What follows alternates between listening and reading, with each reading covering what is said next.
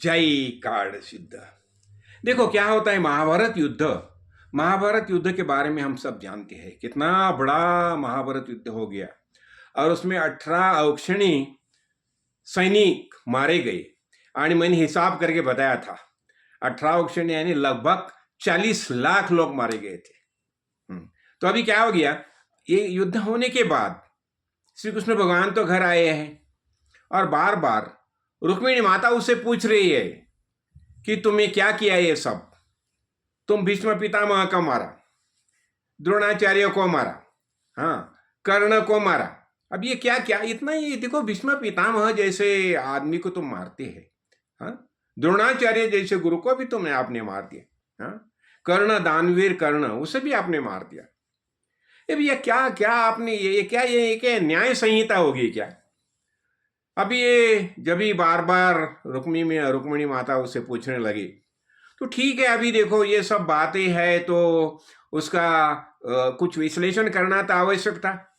इसलिए फिर श्री कृष्ण भगवान बताते हैं, देखिए भाई अभी मैंने भीष्माचार्य को जो युद्ध में मारा ये क्यों, देखो मेरा ये जो कार्य है ये देह धारण करके मैं ये क्यों आया, मुझे धर्म की रक्षा करनी थी, धर्म संस्थापनार्थाय मैं भूतल पर आया था। और यह धर्म संस्थापना ये स्थापन करने के लिए मेरे रास्ते में ये कौन था, ये भीष्म था।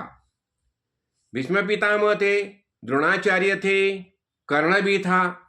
देखो मैंने भीष्म पितामह को समझाया, लेकिन हरेक क्या होता है अपने अपने प्रतिज्ञा से बंधे रहते हैं, यानी ये धर्म से भी ज्यादा उन्हें महत्वपूर्ण क्या लगता है, अपनी अपनी प्रतिज्ञा महत्वपूर्ण लगती है। तो भीष्म पितामह देखो क्या हो गया जबी, और मैं तो नारी जाति का बहुत सम्मान करता हूं, ऐसा तो मैं मानता नहीं, ये स्त्री और पुरुष दोनों एक ही है, हाँ एक ही पल्ले के दो बाजू है। तो इसलिए स्त्री का अनादर मैं नहीं सह सकता। और खासकर देखो जब भी द्रौपदी का जब ये चीरहरण हो गया तो उसी समय वहां भीष्म पितामह मौजूद थे। उसने विरोध किया होता तो वो प्रसंग नहीं निर्माण होता था। लेकिन भीष्म पितामह क्या है, मैं हस्तिनापुर राज्य को बांध दिया है खुद को, और ऐसा करने से उसने विरोध नहीं किया। और इसलिए भीष्म पितामह को युद्ध में देह छोड़ना आवश्यक हो गया। अभी दूसरी तुम पूछ रही है द्रोणाचार्य के बारे में। देखो उसी समय जब ये चीरहरण प्रसंग हो गया भरी राज्यसभा में, हाँ यानी श्री जाति का इतना भयानक अपमान हो गया, और उसी समय एक गुरु करके द्रोणाचार्य वहां उपस्थित थे। अभी समझो द्रोणाचार्य ने बताया होता दुर्योधन को, अरे दुर्योधन मैं तेरा गुरु हूं और मैं जो बताता हूं वैसा ही करना चाहिए, ऐसा कार्य तुझे से नहीं होना चाहिए। अभी ऐसा द्रोणाचार्य बोलते थे तो भी वो प्रसंग कुछ उसमें सौम्यता आती थी, लेकिन द्रोणाचार्य ने भी मौन रहना पसंद किया। तो इसलिए युद्ध में द्रोणाचार्य को भी देह छोड़ना पड़ा, यानी उसका वध करना आवश्यक हो गया।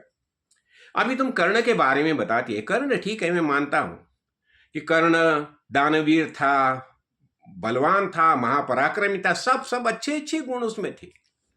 लेकिन देखिए वो द्रौपदी का वो चीरहरण प्रसंग में वहां भी वो कर्ण भी मौजूद था। और एक खास कर मैं एक बात बताना चाहता हूं, देखो जब ही अभिमन्यु को ये सब महारथी जो है अभिमन्यु, अकेला अभिमन्यु उसे चक्रव्यूह में फंसाया गया, और जब ही उसका देहांत हो वो मृत्यु शैया पर था और वो पानी पानी पानी करके पानी के लिए चिल्ला रहा था, और उसी समय जहां अभिमन्यु पड़ा था उसका बाजू में ही एक छोटा सा ये था और उसमें पानी शुद्ध जल था।